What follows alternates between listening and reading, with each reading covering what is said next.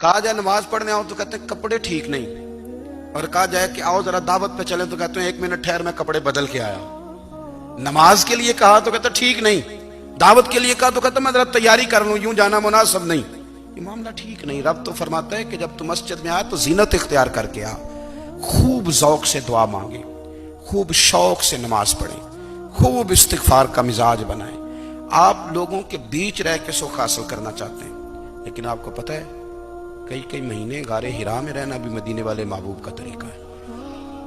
مسجد نبی کے اندر دروازہ کھلتا تھا نبی کریم کا، پر گھر کے اندر نفل پڑے نبی پاک، اور حضور فرماتے ہیں کچھ نفل نماز گھر میں بھی پڑھا کرو، گھر کو قبرستان نہ بناؤ۔ ہمارا گھر اللہ کے ذکر سے آباد ہوگا۔ میں جب سنت پڑھنے کے لیے گھر میں کھڑا ہوتا ہوں تو میرا جو 2.5-3 سال کا بیٹا ہے نا، وہ بھی میرے ساتھ نماز پڑھنی شروع کر دو۔ اسے پتہ کوئی نہیں نماز کیا ہوتی ہے، لیکن وہ بھی نا سجدہ نہ بھی کرنا ہے تو ساتھ لیٹ ضرور جاتا ہے۔ پتہ چلا بچے لیکچر دینے سے نماز نہیں پڑھتے، نماز شروع کر دیں تو بچے بھی شروع کر دیتے ہیں۔ ہم جب پریشان ہوتے ہیں تو لیکچر دیتے ہیں، تو لیکچر تو باہر شاید چل جائے، گھر میں کیسے چلے گا؟ گھر میں تو عمل چلے گا۔